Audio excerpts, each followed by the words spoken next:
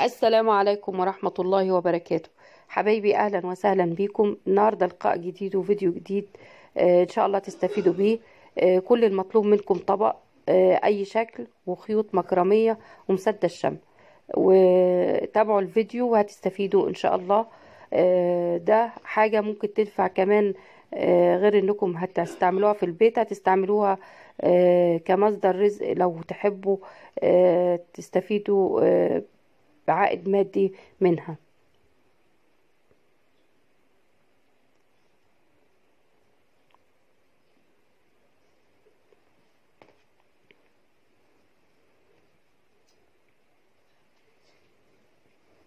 هنحاول نعمل دايرة بالخيوط.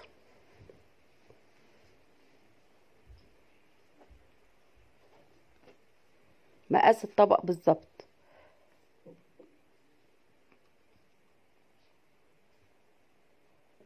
بحيث تنفع تدخل جوه الطبق.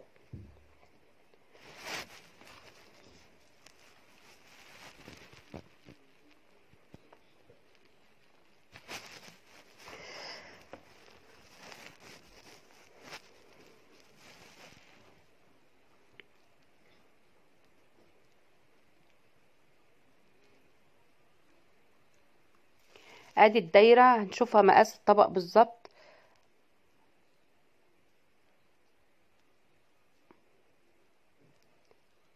وهنحتفظ بيها وبعد كده هنكمل الفيديو.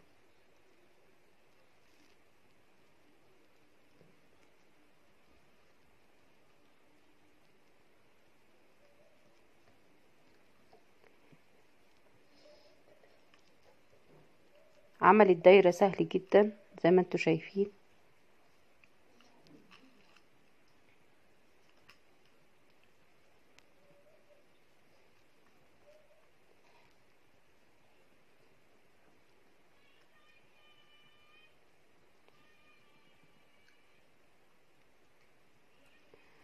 هنفضل نكبر الدايرة لغاية لما تاخد شكل الطبق،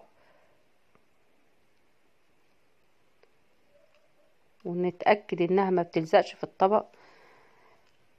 ممكن كمان تجيبي استرتش غذائي وتلف بيه الطبق، بحيث انك انت وانت شغاله بمسدس شمع تبقيش قلقانه احسن يلزق الخيوط في الطبق.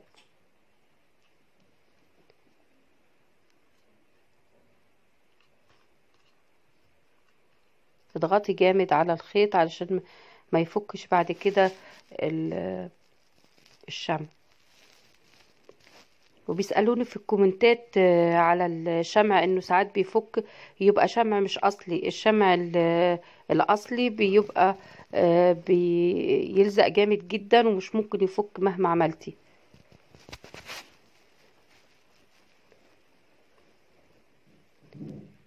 ناخد شكل الطبق بالظبط، وعلى شكل الطبق هيطلع الشكل النهائي للشكل اللي احنا بنعمله.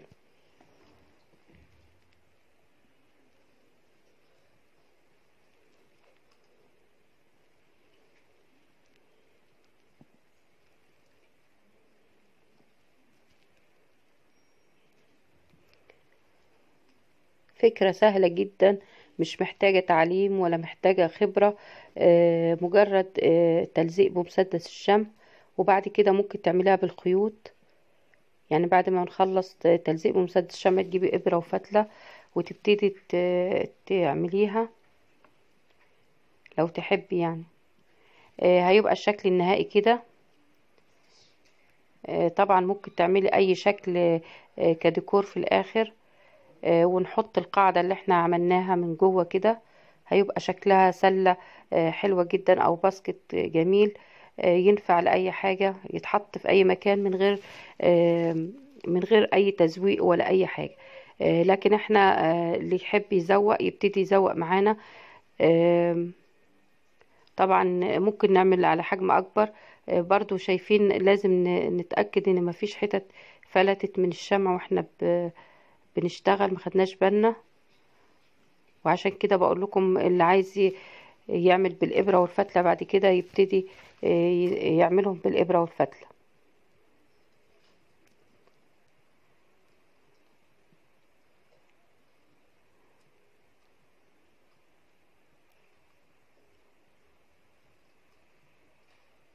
ممكن تكبري القاعدة تبقى زي مفرش يتحط تحتيها، وتزوقيه يبقى شكله شيك جدا.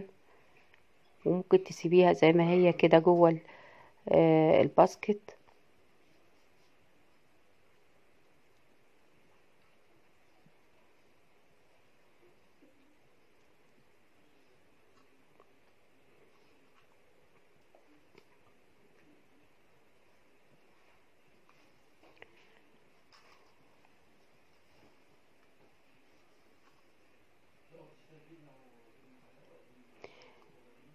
طبعا ممكن تزوقي بحاجات خفيفة زي البيضة. ممكن تزوقي حتى القطعة اللي من جوه. جالون نل- جالون زي ده هنعمله، نزوق بيه.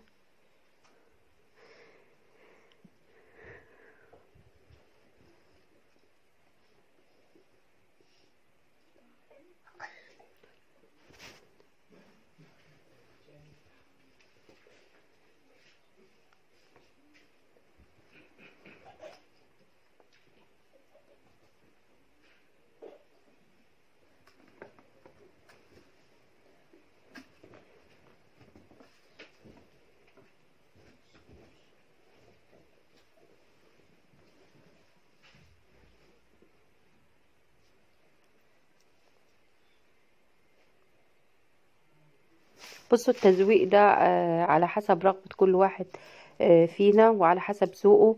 ولو كنت هتعمليه مشروع يبقى على حسب الزباين ما يطلبوا منك. ممكن بالدانتيل، الدانتيل بيدي منظر جميل جدا، وخصوصا مع اللون البيج ده. لو تحط دانتيل ابيض يبقى تحفة.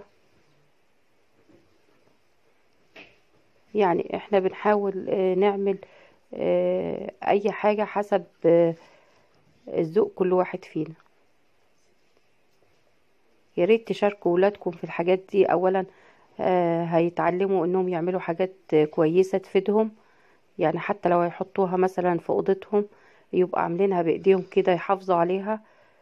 آم، وكمان لو هتعملوها مشروع مربح يبقى الطفل يبقى بيعتمد على نفسه في دراسته ومصاريفه وكله، من غير ما يضطر ان هو يتبهدل بره البيت ويروح اماكن انت مش مطمنة عليه لو هتشغليه فيها يعني.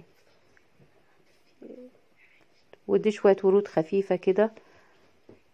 ده انا عملت باسكت احط فيه مثلا الاسترسات بتاعتي.